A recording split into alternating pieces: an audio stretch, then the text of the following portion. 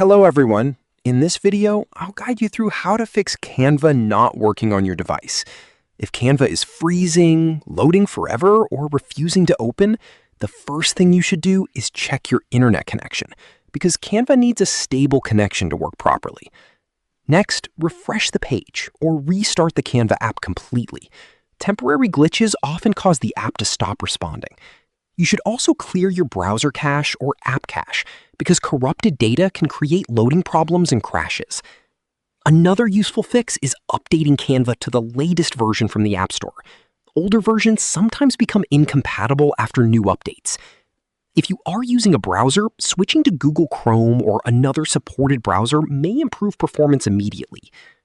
You should also disable browser extensions, like ad blockers, because some extensions interfere with Canva features.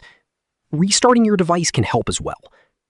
If Canva still does not work, log out of your account, sign back in, and try again later, because Canva servers may occasionally experience temporary outages that affect users worldwide for short periods.